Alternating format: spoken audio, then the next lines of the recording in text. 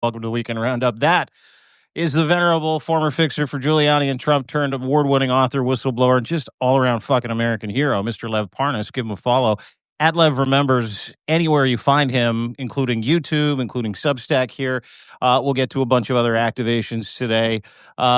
We literally just started talking about this because you breaking news. And we're going to get to this today because Lev sends me this article today. And it's like, brother, check this out. And the article is you, literally pictures of you dealing with the same guys that are trying to fuck over Venezuela for their oil fields back in 2017. And they're at it again. And your article was Secret Oval Office War Council on Venezuela. Venezuela, Trump's oil grab is back on. And you put that out this morning at around 10 o'clock, 10:30. CNN just tried to just tried to scoop you. Well, listen, to be fair to them, Can't write this shit anymore, dude. Listen, to be fair to them, they might have, also contacts and sources. I'm sure they have certain sources. So I'm not, knowing the players involved in this one, I put the letter out at 10 o'clock. I got this probably around 7 o'clock in the morning. You would say 6:30, 7:15, because it takes me about 2-3 hours to write a letter. Sometimes maybe a little longer. So figure that. But listen, you know me, Dean. It's not about getting a scoop. I'm not I'm not even a reporter, so I don't even know. It's about. I know you don't have a scorecard, but I do. You might be better than that, but I'm not. And I'm glad at least they're talking about it. I'm glad that Yeah. Because this was supposed to be some secret meeting they were going to have. He was going to have, Hegseth there. He was going to have his chief of staff, Susie Wiles. Susie Wiles. Also, Raising Cane, General Cane, as he calls him, Raising Cane, his guy, and several other people, Stephen Miller and others. And this is, from what my sources have been telling me, he had a call with Maduro. The call did not go as planned. And now they are sitting up and figuring out where are they going to go? How are they going to go? And what is the plan of attack to be able to, because at the end of the day, this is regime change. This is going back to the same exact thing that as I wrote in my letter, that we were doing back in 2017, 18, and 19. Actually, in 19, it all came to a heads up when Rudy went after our call with Maduro. Rudy goes to the Oval. Literally, right after the call, we had the call at the BLT room upstairs in Washington, D.C. Rudy, literally, right after that, goes to the Oval to meet with Trump. But Trump was having a meeting with Pompeo, and Bolton were in the office. And Rudy walks in and starts talking about giving Maduro a soft landing, while Pompeo literally is talking about Guaido's invasion at the time to overtake Maduro. And if you read, even if, the funny part, if you go read even, what's his name's, Bolton's book, in his book, he writes there that when he left the Oval, he basically told Rudy to go fuck himself, because Rudy told me on his way to the Oval that, Bolton is on our side, he goes, because I'll never forget, he goes, because I got Bolton his position. I told Trump to give Bolton his national security position. So he gets in there, then Bolton tells him go fuck himself. Rudy was so pissed off about all of that. And that's why, I would recommend to everybody that if you really want to know what's going on right now with Ukraine and Venezuela in particular, I mean, and I'm not doing, this is nothing but telling you, go get the book. I'm telling you, this primarily, majority of this book has to do with Venezuela and Ukraine and what we did there. I mean, today's letter that I put out there was just a little piece of what transpired. I mean, what's happening in Venezuela right now, some of you asked, you could get it at levremembers.com. That's levremembers.com. You could go pick up the book. You could get it autographed, not autographed, up to you. But definitely you want to make sure, especially with the holidays coming up, it's a great gift, but it's also a great read to make sure you understand exactly what's going on, what's happening both in Ukraine and in Venezuela. Because it's not about trying to, better the people in Venezuela. It's not about, America first. This is about oil, folks. This is about Venezuela is basically an oil haven. They have probably some of the biggest, if not the biggest, oil reserves untapped. Company Americans have been going there, like Chevron and others, for years, decades, making money, going back and forth. And the old Trump regime, the first Trump regime, there were some very powerful Republican donors. We won't mention their names yet. We'll have some more time to get into that part. But approached me, and because they also thought they had a real good relationship with Bolton, but Bolton was anti-Venezuela and wanted to really invade. He real war hawk. Hit those hearts, folks. Hit those hearts, because you need. Nobody's talking about this. I could promise you this. Yeah. This has been happening for many years, and we have one of the architects of this plan on this show, and he's detailed it in that book, which I have, and everybody needs to rush out and get. Shadow Diplomacy. So I co-sign that. You're not going to hear any of this anywhere else today, and we're talking obviously about the inside meeting, the Oval Office secret war council for oil in Venezuela. We'll get to a couple of letters, including Maduro's letter to OPEC today, and a couple of other pieces. But what Lev is recounting is the game plan, and that game plan is in Shadow Diplomacy. So continue. Sorry, I didn't mean to interrupt you. I'm just trying to co-sign and set the scene for everybody, because as always, you and I start a Substack Live, and we start by laughing halfway through a conversation, because that's what we do. Yeah, no. I mean, if this wasn't as really serious, and if this wasn't, so important to, you would think this was a comedy show because of the way it's taken place and stuff. But in reality, people are dying. I mean, you're seeing people getting killed. Are you hearing me fine? Is the volume fine? Okay. Yeah, well, it's better with your headphones on if you got them. If you can put your headphones on, that'd be great. Yeah, your earbuds. Yeah. Earbuds. Yeah, he's getting his earbuds. But we're doing the weekend roundup. Everybody, for just joining us. This is what happens. We're talking, and then we go live. This is the authenticity of Substack Live. Is why I love it.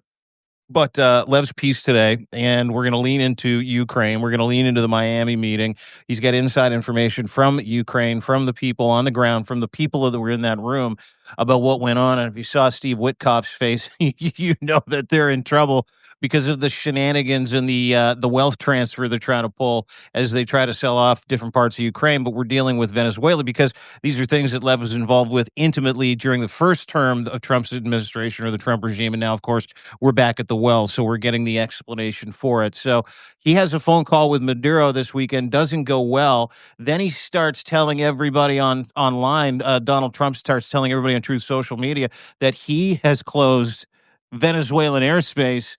Pilots and anybody, pilots and everybody in the area. If you're a pilot, if you're a kite flyer, if you have a hot air balloon, stay away from the skies of Venezuela. Your time in the barrel is now. And the White House put out a picture of him in a Venezuelan army uniform from like the 1800s. That was all AI, and it was just as big. And then it shows, Trump putting out White House things. We're warming up the fucking B-52s. It's like, it was just a full-on, media assault. But we're getting the down and dirty now because there is this war council that you talked about, Susie Wiles, a whole bunch of different assholes that are in the room with Donald Trump. So let's get to that if you can. Take us through that real quick. Not real quick. At length. It's fucking beautiful is what it is. Just think about, is this better, by the way? So much better. Yeah. Thanks. Okay, I got it. Okay, great. So, by the way, just think about it. He closed the airspace. He closed the waters. He's killing. I mean, Hegseth is literally ordering. I mean, this is just some serious. I mean, people are going to go. A few more months, folks. As soon as, the Democrats, hopefully, with God willing, if we continue doing what we're supposed to, spreading the message and putting the pressure and going out there, and take the House.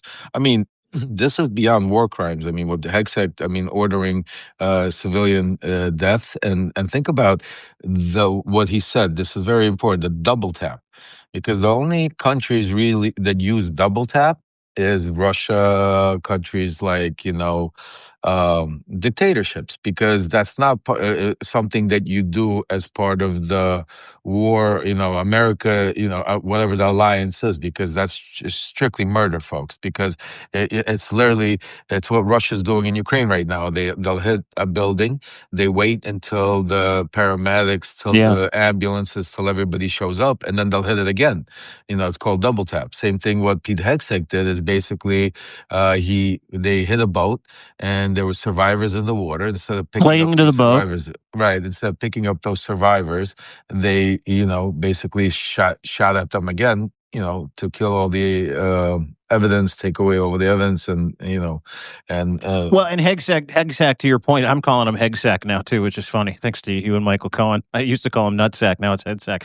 Hegseth said, "Kill them all." yeah, And you have now a whole bunch of former JAG officers, Navy lawyers that are like, they wrote a letter the other day and they're like, "That's murder. You fucking murdered people. We have a maritime law that says they are not a threat to you clinging to fucking a piece of a boat in the water." And Hegseth says, "Kill them all." That is now he is officially being investigated by a bipartisan committee, the House Arms Committee. I don't know if you know that, the Senate Oversight Committee for yeah, Arms, absolutely. and his time is in the fucking barrel. Like, this is also a good news story. We're giving you the inside, but to your point, these guys are so stupid. They fucked it up so bad. They're now on the hook for war crimes and extrajudicial murder in different countries, and we still haven't dealt with Venezuela yet. Yeah, I mean, and it's all part of it. And, so basically taking you guys back a little bit, so a little story time with Lev. This is back at 2019. This is similar to what was going on. But back then, see the difference, and this is the most important thing you're not going to hear on any television. You're not going to hear any pundit. You're not going to hear anything. I'm going to tell you right now, which is very important. That's why you need to pass this on and send it as far as wide as possible. The difference between then and now is back then Maduro wanted to leave. Maduro was trying to negotiate. Maduro wanted a soft landing. Maduro wanted to get out. All he wanted to do was keep his money. He wanted some of his inner circle to also not be indicted for drug crimes. And they wanted to get sovereignty in the United States. In return, he was willing to give a free elections, basically give up the farm. Back then, it was about money. And he was willing to negotiate. And we tried to set it up twice. What a lot of people also don't know is it wasn't just that phone call. We also, when Maduro actually was in in 2000, I think it was 18 or 19, or I don't know, remember, he was there. We had the United Nations meeting, and Maduro was allowed to show up. We behind the scenes, me, Rudy, were trying to set up a meeting, and Trump was there, and they were supposed to meet. There were reportings about that. That was us trying to set up the meeting with Maduro and Trump behind the scenes, because Maduro was adamant, because one of the donors, big Republican donors, which I won't name the names yet, but you've seen his picture, happened to be basically, Maduro used to call him my grandson. And that's who we were able to get those 2 billion barrels of contract through Maduro for giving him the soft landing. For those of you that read the letter or haven't read the letter, make sure you go, because you see, we actually signed the contract. We actually had 2 billion barrels of oil. The only difference is we were not able to get Maduro a soft landing because Bolton and Pompeo jumped in and, initiated Guaido's invasion at the time, which basically stopped the whole thing. Yep. So, but now it's a different Maduro. Now it's a Maduro that for the past 6 years has been cozying up to not only Russia, China, North Korea. This is a Maduro that has made tremendous amounts of money in the past 6 years staying in power.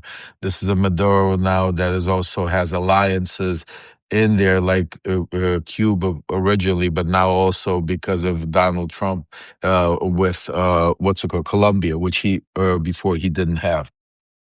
So it's a different Maduro, where now Maduro, and this is why the phone call, what I'm hearing, didn't go as planned, because if this was Trump getting on the phone with Maduro 6 years ago.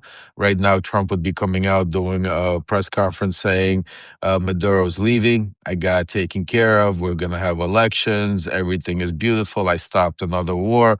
But you didn't see that happen. What you saw happen was Trump come out and say, yes, we spoke, and that's all I'm going to tell you about. And that's why today I got a call early in the morning. I think it was like 7 o'clock or something like that, basically telling me that he's holding a war council meeting inside the office Oval later on today, and part of it is to figure out how to strategically go in there without basically going in there wiping out half the country, but trying to, because the first plan right now is to grab Maduro.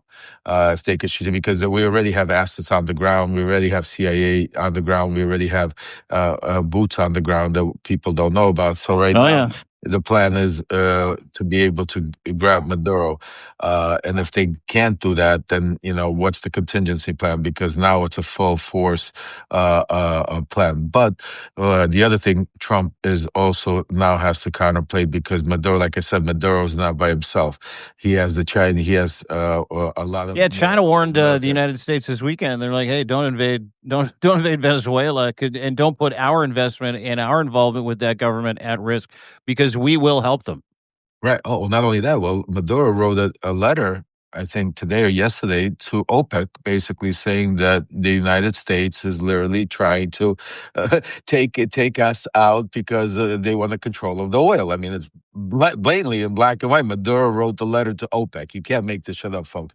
So that's where we're at. I mean, that's where we're at. Later on, they're gonna have this meeting. I'm gonna so stay tuned.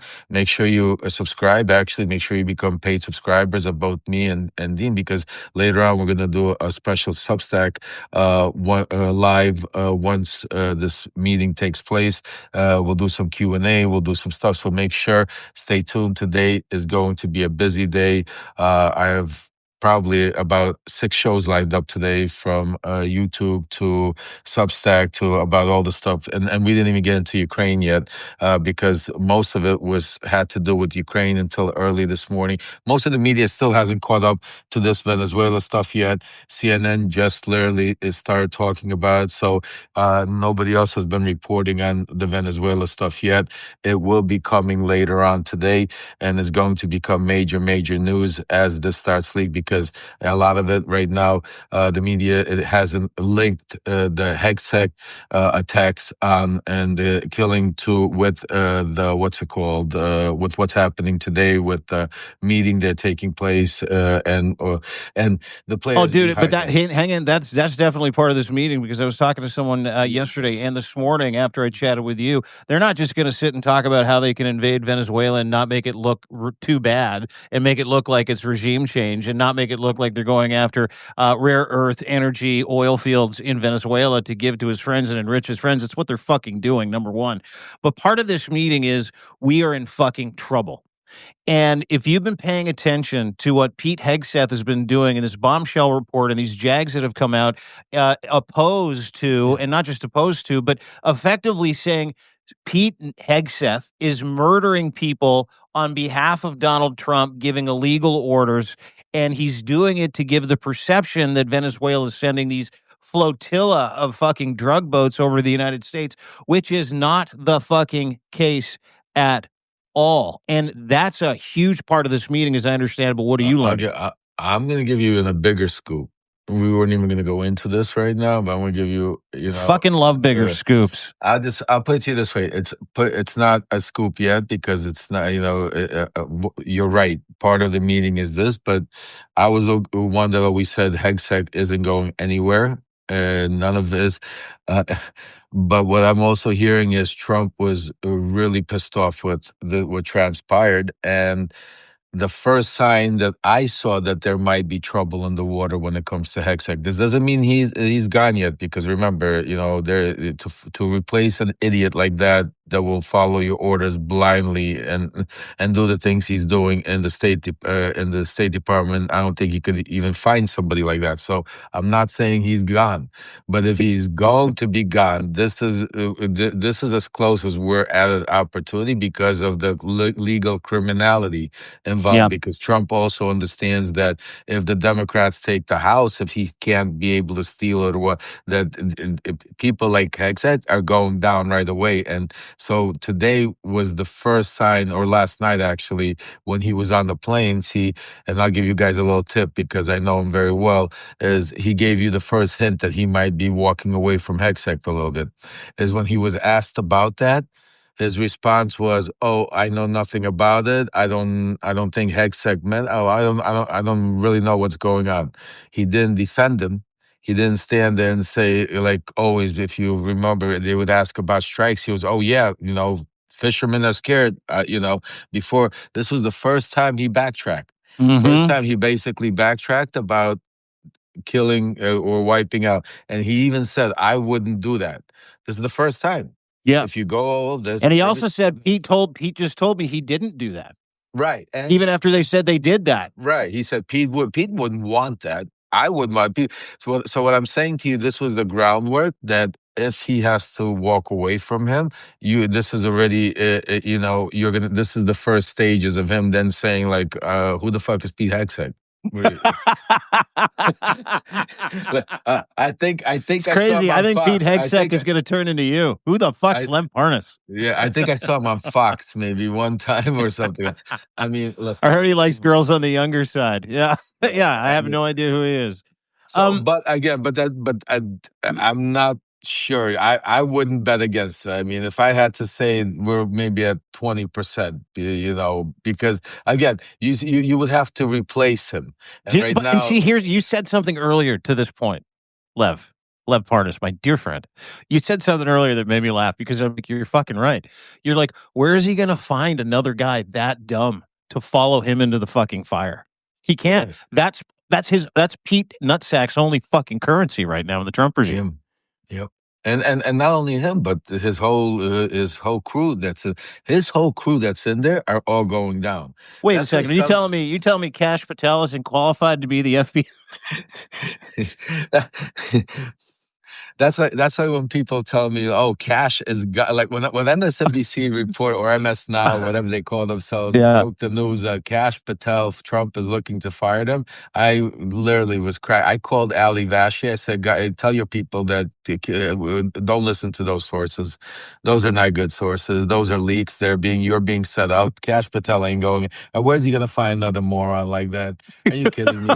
Where's he gonna find somebody like that that's willing to, that's running around, doesn't even chasing us, doesn't even know where he's going. All he cares about is young girls now, private jets. He has this whole army of And what was interesting though, just while we're on that whole Cash Patel and the FBI business, one of the things that I've seen that somebody uncovered, maybe it was Ellie. I don't know if it was you, Ellie, or somebody. If Ellie's with us, I don't know. I don't want to give. I want to give credit to the right person, but somebody I saw uncovered, and I'm trying to find. I'm looking into it, but there were emails actually in some FOIA. Somebody had a FOIA request, and and there was an email there that there was a request sent to Dan Bongino. Yep. To scrub the Epstein files. See that big centerpiece that was blacked out of that email too? Did you see that? Exactly. Did you see? But Yeah, you yeah. saw there was no reason. And that's what I'm saying to you. They wanted him to jump, and he turned around and told him go screw themselves. He said, I'm not doing it. And that was the Bongino email. That was the one that he's like, fuck you, I can't do this. I'm not going to scrub the fucking Trump's name out of the files. Correct. Was it Allison Gill? If it was Allison, give Allison all the credit. Whoever it was, guys, definitely that was a great, because it basically validates everything I've been telling you for the past 3-4 months. I've been telling you, Dan Bongino. Besides me, there's nobody that's been screaming Dan Bongino. Dude, you know what you do? We need to get you a red hat. A red hat that says Lev was right about everything. Oh, Trump would hate that. Trump would hate that. We should. I'm telling you, we have to do it. We got to do it. Lev is right about everything. Jason Leopold. It might be Jason Leopold, guys. You Oh, might that put out that Jason, tweet. Yeah, you might be. Jason's great. Jason's also like, again, whoever did it, credit to them. It was a FOIA request. If you guys could get, I'm looking for it actually also because that is part of a bigger story that we're working on, and that, like I said, part of my strategy, part of the GoFundMe that I got put together is to go to Washington D.C. and is to confront Dan Bongino. That is one of the plans that we're going to expose him. We're going to grab some cameras. We're going to grab some people. We're going to grab some security. And we're going to do, basically what they do to us, basically, the Laura Loomers, the Benny Johnsons, the Alex Jones. I know how it is. I've been there, done that. So we're going to do the same thing. We're going to stake out. We're going to find, Dan Bongino. We won't let him live. And we're going to put him on the spot, brother. It's time to answer. And believe me, and it's time to get some answers. And not only Dan Bongino, there's a lot of them. That's why I beg and plead of you guys, whatever you can, continue contributing to the GoFundMe. If you have, let me put it out there because, I hate to promote, but this is something extremely important, guys. No, listen, people have answered the bell. I mean, they've really gone to your GoFundMe to build this media partnership, this company. We're going to go and take this to the people, take it to Dan Bongino. We're going to go to their homes. We're going to go to their places of work. Lev is going to present himself in front of these people. Lev is going to advocate for victims of the Epstein files. Lev is also going to ask for accountability. And then he's going to go up to these people and he's going to tell them what they're doing and how it works because he was the guy that fucking started the whole thing. Right? Absolutely, dude. You don't even say, here it goes. Guys, I just put it up there. Please make sure you pass it around, send it around. And I want to just say, for those of you guys that already contributed, thank you. God bless you. Thank you so much. For those of you that can continue, there's also a button there. You could do it a monthly, thing. This is something that's extremely important. This is our mission, folks. So, every little dollar counts, a dollar here, a dollar there, because this is not a one-day thing. What we're planning on right now, and just to give you guys, if I can, Dean, to give them a quick please. update. Right now, we're in the process. We found an incredible group that is basically going to be able to help handle setting up from the basically the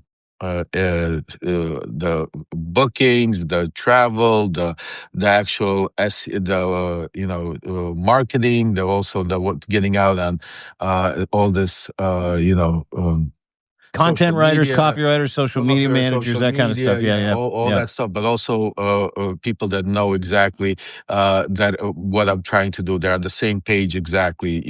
This is not a far left group, not a far right group. This is a group that understands exactly what I'm trying to target. They understand exactly. So I'm just waiting for a proposal from them. It should be coming this week.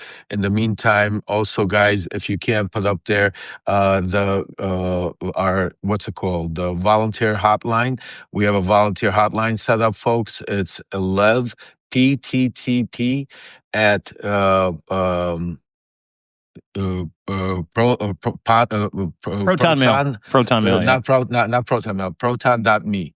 So it's at Lev PTTP at proton.me. Okay. For those of you that want to, volunteer, help out, thank you, Courtney. Exactly. Perfect. Thank you, guys. Spread that because this is a full out. We're going from all angles. We're, everything counts. And for the next 2 months, for next month and a half, next month, it's already December. I feel like I'm still in November. October. It's fucking crazy. It's December already. I know.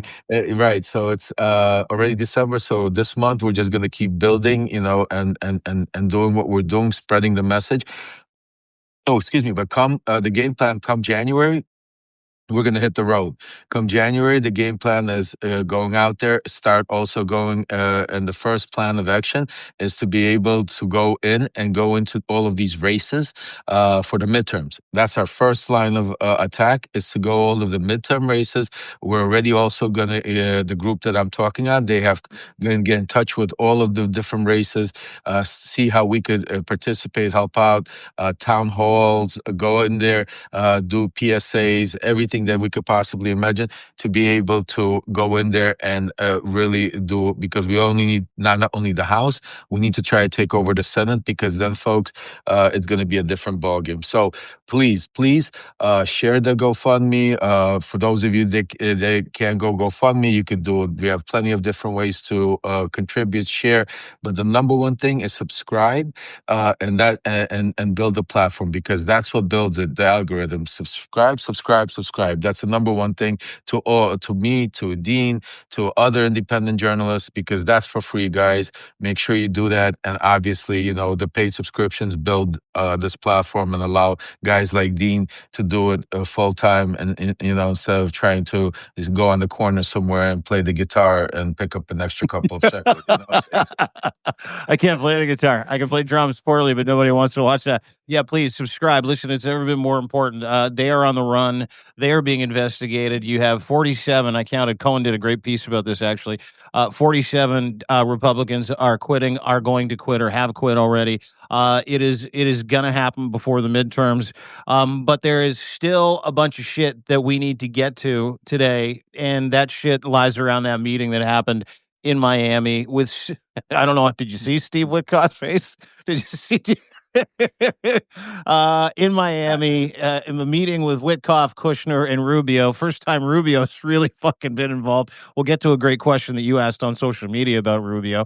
And the Ukrainian delegation Zelensky sent over, who looked very fucking serious and not really fucking happy when they found out that Steve Whitkoff had been negotiating for Putin, with Trump, for Trump, trying to enrich himself in the process. And I don't know if you saw his body language. We'll get into the inertia of the meeting and what you're hearing from the inside. You got a big smile on your face. It's going to be a good one. But Steve Whitkoff showed up, had his head down, pushed the fucking table away from himself so he could be as far away from the Ukrainian delegation as possible. And he didn't say a fucking word. He just sat there, shit-eating fucking grin gone, any happiness in his face gone. And Steve Whitkoff looked like he had just seen the fucking devil. What happened in that meeting, Lev? Well, I don't. He did see the devil. It was a different play. Yeah, knowing these guys, let me tell you what was really taking place. Steve Whitkoff wanted the media out of there already, so they could, put down the hammer. There was a lot of things going on. First of all, the meeting took place in Steve Whitkoff's private golf course that he built in Hollandale, Florida. It's called Shell Bay. That's the first thing. So Steve Whitkoff had it on his terms and his billionaire golf club, so they came to his terms. Second of all, you have to understand this was more for show because of what was taking place. There's two critical things that happened. Right before this meeting, the person that was supposed to be at this meeting was supposed to be Andrei Yermak, who is the chief of staff to Zelensky. The day before, he resigned under the right now during a major corruption scandal that is being put into Andrei Yermak. Quick, just basically a notification. I'm not defending Andrei Yermak one way or the other. That's a conversation, and I talk about that with the Dems also. And there's a time and a place for everything. But this investigation and the timing of this investigation was not because of what Andrei Yermak did or did not do. It was done because the Russians and the same players involved that wrote the letter, the media is, by the time they catch up to this one, guys, the guy that behind this is Andrei Yermak. Not Andrei Yermak, excuse me, they're all Andrei Derkach. For those of you that, if it sounds familiar, it's the same person that was involved with me, Rudy Giuliani, then ended up with Rudy Giuliani sending information about the Bidens. He then ran away from the country of Ukraine for treason. He was the minister of Ukraine, and now he is a senator in Russia. just so we understand, he is an official senator in Russia. And these leaked tapes and everything, the investigation happened while he was in Ukraine. He's on these tapes. He's the one that's produced these tapes. And these are the tapes that were delivered by Kirill Dmitriev in October with the 28-piece surrender plan, which nobody mentions. They only talk about the plan, which they just caught up to. But this compromise for the past month and a half and more has been spreading like wildfire on social media, on right-wing propaganda, on Mega, on Ukrainian, about this corruption, and to the fact that now they need to get Yermak out of the way. They need to get Zelensky out of the way. Yermak is the first stage. What I'm hearing is that, as crazy as it sounds, I don't want to confirm it yet because but there's a major push going on Zelensky that, some people are telling me that Zelensky might actually fold and leave in January. In January, we might see, because there's a major, major push going on. You're hearing it here first. I'm telling you, this is just the beginning. Because where's that push coming from? Obviously Russia, but is Trump and the Trump regime trying to get him out? Yeah. No, it's they told him to take it or leave it. Rubio is trying to see. Rubio is not in tune with everything that's going on from both sides. Rubio is playing trying to, because he has the title Secretary of State, so he has to be involved and talk back and forth, just like the guy that was at the meeting from the Ukrainian side. This was his first part of these talks. He was never involved, leading these talks. So in the most crucial time, you have Rubio and a guy from Ukraine that neither. Just think about this: the guy that were leading the conversations from the Ukrainian side and from the American side are not the guys that are going to see Putin. The guys that are going to see Putin are the guys, Whitkoff and Kushner, who were sitting on behind the scenes and doing that. You know what I'm saying to you? So this is. Okay, so help me understand a couple things then. What happened in that meeting? Because, we got the eternal Trump praise of we're so close. They've been close for months, haven't been close to a deal. How close are they, and what were the stipulations, and what did the United States threaten this delegation with behind closed doors? Do you know? Hold on a second. One of my sources is just texting me right now. Hold on a second. Probably watching this. I love real-time source updates.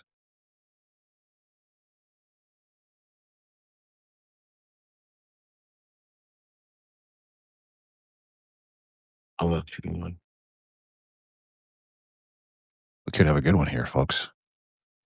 They're all good ones, but this could be a good one. There's a couple thousand people watching right now. Yeah.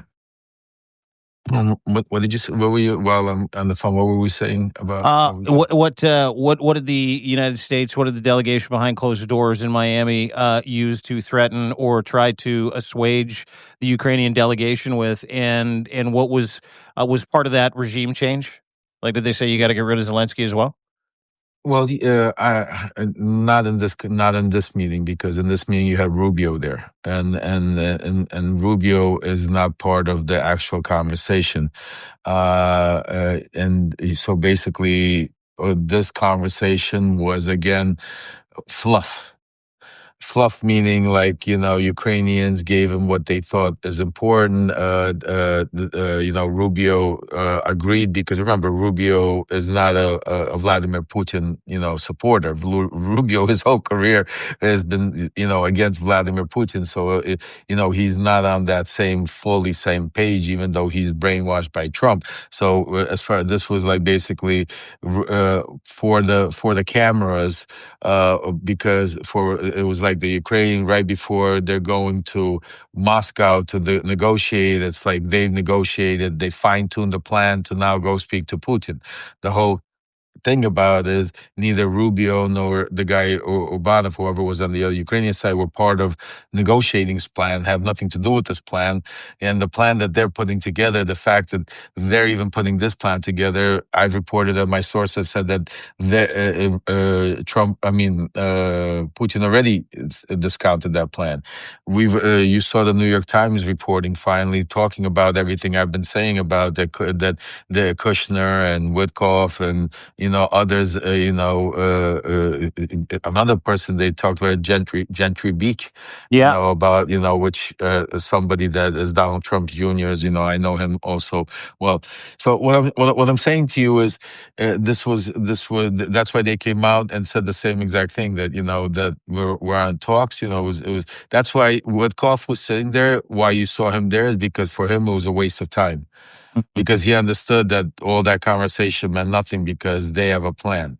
Their plan is to take out and get rid of regime change, which they started now. This was the backup plan. I reported on this 6 months ago. They first offered to do the elections. Now, part of, and this is where I think Zelensky, is going to, because part of the plan, which they're now, how they're fine tuning it, is to put a time frame. And they trying to give Zelensky a way out by putting a time frame for to hold elections. Mhm. So, which would be obviously corrupt. So, what I'm saying to you. So, Mm. Okay, so what's funny is that I put out a piece this last weekend. I would encourage everybody to read it, because this isn't happening in a vacuum. This is a $2 trillion cash grab for Trump, Putin, and all their pals. That's what this is. And knowing that there is like a fucking six alarm blaze going on between Trump, Putin, how they've got these sham meetings in Miami, knowing there's a different plan to get them to, capitulate, surrender, so they can carve up parts of Ukraine for Trump and all their friends. And it's funny because the Gentry stuff led back to Don Jr., who wants a piece of Nord Stream 2. That was in the piece that I wrote, which is highly sourced information, which most of it comes from my friend Lev and the spiderweb of reporting that comes from the stuff that he does only, weeks or months later by mainstream media outlets. So the interesting part here for me, as we have this conversation about not just Ukraine, but it's the EU's response and Canada and the coalition of the willing. Rumors now that different EU leaders are hurriedly getting behind closed doors to talk about what their nuclear option is if Trump indeed does this, indeed goes all in, tells Ukraine, I'm fucking done. You're going to give these guys the land. The EU is set to step in with serious, serious devaluation of the United States dollar by selling T bills, treasury bills, bonds, and collapsing the US dollar. And they're also talking about some kind of military assistance that isn't handing over weapons, handing over money, handing over training capability, possibly boots on the ground. I don't know what you've heard, but that was a stunning admission that was put together this weekend. And I cobbled a post together, and I would encourage everybody to go read it, deanblundell.substack.com, which really kind of lays out how the EU behind closed doors is getting ready for that nuclear response. It's a one-shot arrow. If you're going to destroy the U.S. dollar so they can't do business with Russia. But I don't know what you've heard, and would love to kind of pick your brain, because this is people were very, very, very happy to read that piece that the European Union and Ukraine, they're not going to go lightly. you're making me give so many breaking newses on this one little thing, dude. You're killing me. I got 6 shows to do today. They're gonna kill me. They're like, they want exclusives on some of this stuff. They're like, All right, just give us what you can, and then point to another show, and then you can break it there. But I like mean, that's I'll give it to you, but we're good. Definitely, if you guys follow Real American, I'm gonna be on there at 4 o'clock. I got another. I think CNN reached out finally. I might do one with them. I'm still contemplating if I. Anyway. Let me put it to you this way, and actually, it's so crazy how it works, because that's what one of my sources was just actually sending me, that this might backfire so badly for Trump and the Mhm. Russians, like you're not even ready for. So I'm going to give you a little what really I think is going to have us is going to happen. Zelensky's going to go soon, but who's going to take charge of instead of Zelensky is, it's like that question, be careful what you ask for. And that regime change is, there's a guy there that the country loves, that they can't buy, that the Trump administration has tried to already buy, but he's hardcore Ukrainian. His name is Zaluzhny. He's an ex-general. He's been in UK, and he just arrived with his wife in Ukraine from the UK, and posted saying it's good to be home. Mm. So what I'm saying to you, what I'm saying to you is, you heard it on this the Dean and Lev weekend special first, that you might see Zelensky go, but if Zelensky goes, you're going to see a major takeover by Zaluzhny, which I think, in my opinion, would be a much better, which would be better for the country right now, would be worse for, and not because I'm not a Zelensky fan or because I'm against Zelensky, or absolutely not, folks. Zelensky, what he did and what he was able to do was incredible. I always talk about the fact that he did not fold while we put pressure on him, even in the first administration, because things would have been so differently. Absolutely, I agree with you. 100%. He's a hero. But you need Zelensky to keep that from you. You can't have them right now destroy Zelensky, because what they're planning on doing, folks, is, trust me when I tell you, the corruption, the media campaign, the pressure, everything. Just see, this is what a lot of people don't understand. Just the accusations during a time of war and during what's it called is very very, so I'm telling you, from strategical, I could tell you, I know everybody loves Zelensky, and he's incredible, but also, Zelensky is not a military guy, keep in mind. You know what I'm saying to you? And he's done incredible, and again, I give him all the props. And do I want to see him leave? No. What I would recommend is to have Zelensky in there with Zaluzhny together. Maybe Zaluzhny becoming his right hand instead of Yermak. That's another play that might be taking place, folks. So that's why I said this is not like, I didn't say definitely Zelensky is out the door, but the plan right now that the Trump administration, the plan that what's it called, and all of you, I recommend you take a look. This is who I'm talking about here, guys. He's he's right now he's the UK ambassador to the UK from Ukraine. This is who the guy I'm talking about. His name is Zaluzhny. Look it up. Trust me when I tell you.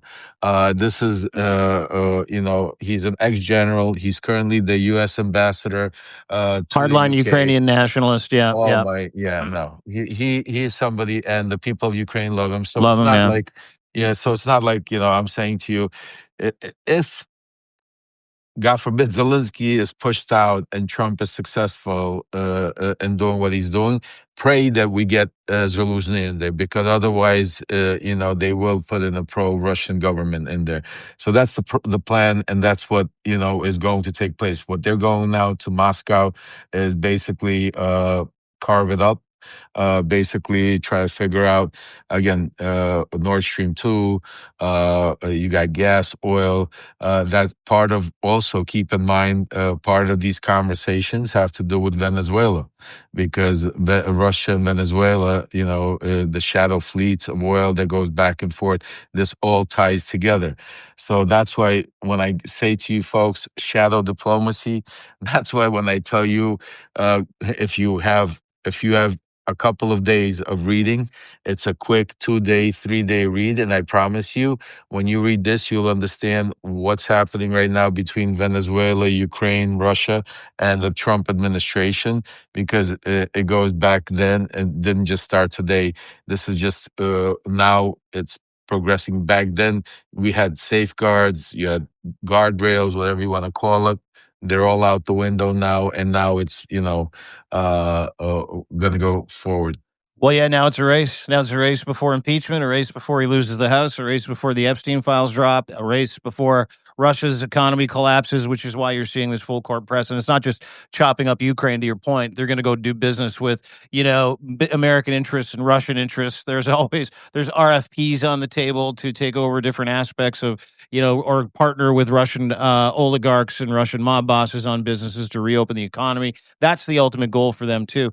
Just to kind of, go through this and explain to everybody what we're talking about is this is a European-led military plan B. And Zaluzhny is coming back because the EU and Ukraine are like, listen, we need to bring you back into the fold. We need someone serious because they don't plan on fucking giving up, which is incredible news. Everybody should be able to kind of look at that announcement or that idea or that tweet that he's coming back, nice to be home, with absolute hope if you're a Ukrainian. But the absolute worst case scenario is a one-shot economic nuclear option that the European Union, Canada, Spain, other countries, Japan, China, holders of trillions in United States debt, they're getting ready. If Donald Trump abandons Ukraine, partners with Putin, announces anything silly, there is a proposal on the table to devalue the dollar en masse, to sell all those U.S. Treasury bonds. And I'm telling you right now that this is something that Donald Trump does not want. This is something that investors and oligarchs in the United States and Russian oligarchs that have pounded all their money into the United States, they do not want. And for them to have this conversation, like I said to you earlier, dude, it's a one-shot arrow. They could collapse the United States economy in a matter of weeks. A matter of weeks. So go and read that piece if you can, because it really gives you some insight, not just into the bombshell that we're talking about, not just the make money, not war stuff, Wall Street Journal and Lev's incredible reporting for the past 2 months, 3 months, 4 months, 6 months, whatever. It also kind of lays out the cash grab and kind of gives you, it acclimatizes you to the idea and the understanding that all is not what you're told it is, and that Donald Trump will stop at nothing to outrun his demons, his past, his criminality, and Vladimir Putin is on the verge of fucking collapse. That's the importance of going all in with Ukraine to defeat Russia in Ukraine, to your point.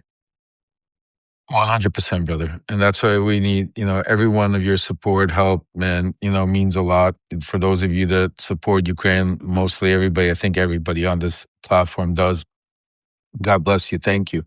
It's going to get worse before it gets better. Yeah. And I always tell you that. I always tell you I'm not going to sugarcoat it for you. It's winter time there now. These attacks are continuing. While we're talking about conversations here, but in the meantime, right now, they're being what the Russians are doing is because they cannot win on the battlefield. And when I say battlefield, is the southern part of Ukraine where they're at a standstill, where they can't the Russians can't push forward, and you have constantly fighting back and forth. So what Russians are doing is they're doing terroristic acts right now, and sending missiles and sending drones into populations like the center, Kiev, civilian location like Lvov and other places, to be able to instill chaos, to instill fear, to mental psychology, just to terrorize the population into surrender.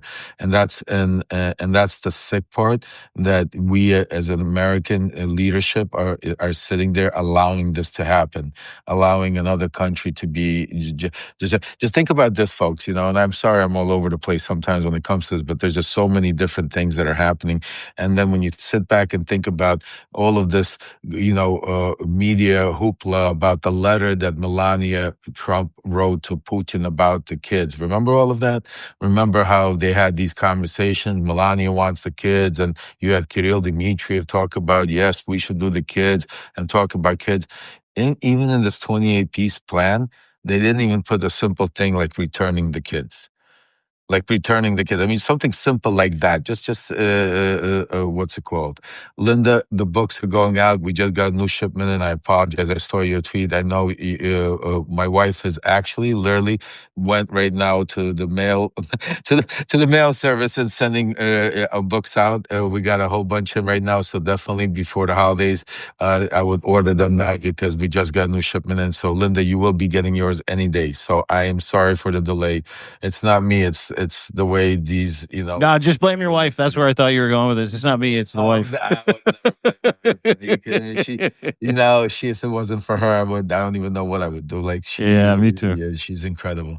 Yeah. But yeah, no. So yeah, what were we saying? I'm sorry, I got cut off at the book. Oh, we're talking just the importance of what's going on right now and keeping your head up and supporting the community and making sure you subscribe. It's super, super important. Listen, we are on the verge. The good guys are on the verge. The bad guys are on the run. If you don't want to brass tacks it, and the reporting from people like Lev Parnas, Ellie, Zev, Midas, everybody involved, Joy Reid, who's just done an incredible job, Waj, staying on this. This is a corrupt regime. I think I'm on Joy later today also. Are you on Joy? Okay, great. And Waj, I think.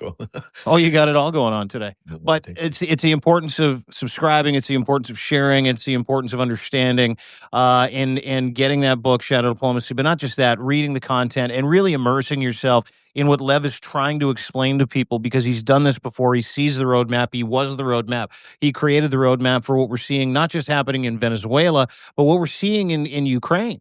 And what we're seeing now is the fact that it might not fucking matter with a guy like Zaluzhny coming in. He might just look at the United States and go, we're done with you.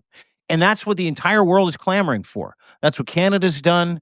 That's the pride of my nation. And I fucking love the fact that we've got a prime minister that's like, hey, dude, has Trump called you, Mark? And he's like, it doesn't matter. Like we don't care anymore. We're just doing business, right? That's what needs to happen in Europe. That's what needs to happen in Ukraine. That's what the Europeans, exactly. The problem with the Europeans is they keep, if right now Donald Trump turns around and says something like, waves a magic, carrot and says, oh, you know what? Macron or, Merkel or, come to the White House. I have an idea. They'll run like puppets. And then he'll give them some bullshit, and they'll come out there saying how great Donald Trump is and how we, praise him and everything.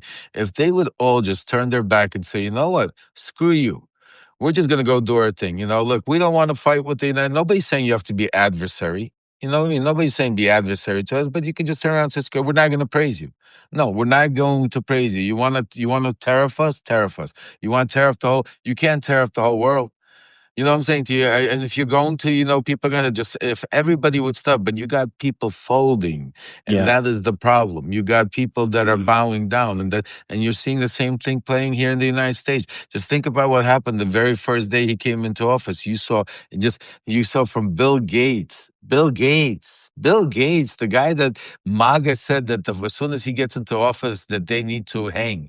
They need to literally Nuremberg.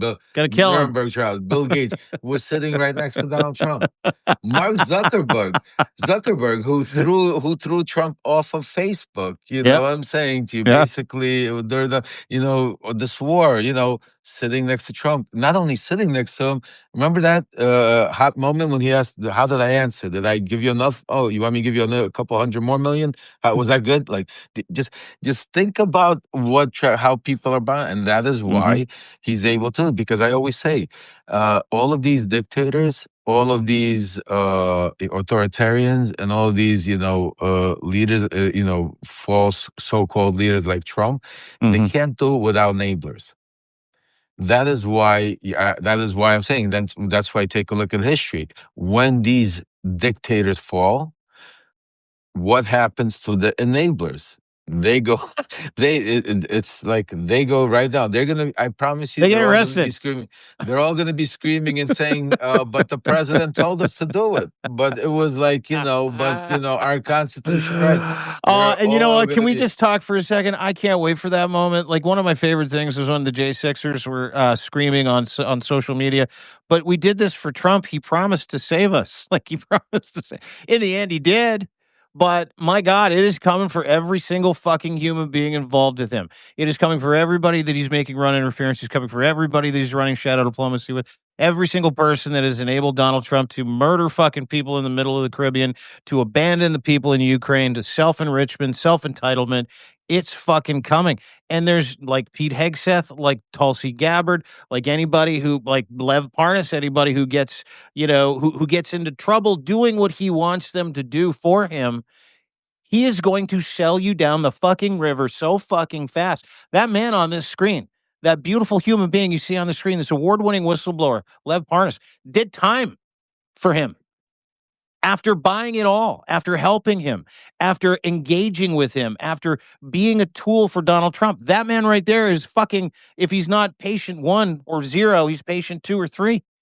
So keep that in mind. If you are watching this and you're helping Donald Trump and you're part of the cabal, it's going to get way worse for you than it got for Lev Parnas or Michael Cohen or anybody else that's done time for him. Paul Manafort, Rick Gates. I mean, the fucking list is on. Papadopoulos.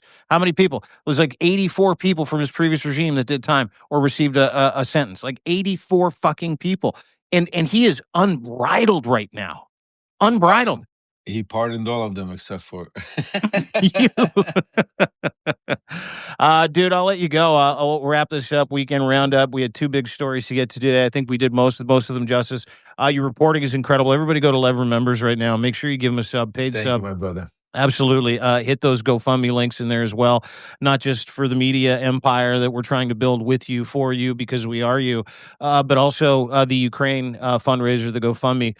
They've raised the actual ceiling for the GoFundMe target because they need to send more stuff to the front lines, including hygiene packs, warming packs, food, that kind of stuff with Voice of Ukraine. So please make sure you go and hit that as well. Subscribe to Lev. You'll learn what's happening 3 months before everybody else. That can't be a bad thing.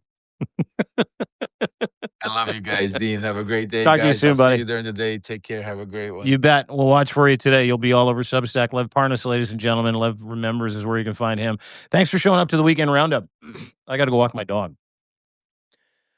But before I do, we'll be back with the 5-stack Zev. So many of these guys in my life. Just one consonant away. Zev Lev. Zev Shalev from narrative.org is going to join me for the 5-stack. We'll go over the 5 biggest stories of the day. Apologize for not being here last Thursday or Friday. It was American Thanksgiving, and we needed a blow. You probably needed a rest from us as well. We're back today, 3 o'clock. So please subscribe and share this and tell your friends. The 5-stack will be coming. 3 o'clock. If you want, so many moving parts. If you want me to brass tacks today's conversation, Donald Trump is a mobster who is connected with mobsters in other countries that also own their governments. Russian mob runs Russia. The Russian mob now and the American mob and the oligarchy mob, Proud Boys, that kind of shit, racist mob, delinquent mob, Christian nationalist mob. They run America, and they want to do business together so badly to hide 40 years of criminality between both mobs that they're willing to co-sign the genocide of Ukraine, murder people in Venezuela, and on the way, enrich themselves with oil and rare earth and contracts that don't fucking belong to them, that belong to sovereign nations. So I hope that cleared it up, because that's what's happening. Fuck, I can't wait to see Pete Hegseth in jail. It's going to be awesome. Have a great day, everybody. Don't forget to subscribe. We've got 50% off today. Flash sale. I forgot to tell you that.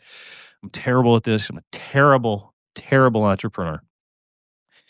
Today, Cyber Monday, I didn't do any Black Friday deals because I can't stand that shit. But today I wanted to say thank you. Happy Thanksgiving, and stay out of your way on Thanksgiving weekend. And so we have a 50% off annual subscriptions today only. So if you want to sign up, you want to gift a subscription, you want to upgrade your monthly, awesome. Would love for you to do that. If you don't, you just want to sign up for free, God bless you. I'm so grateful for all of you.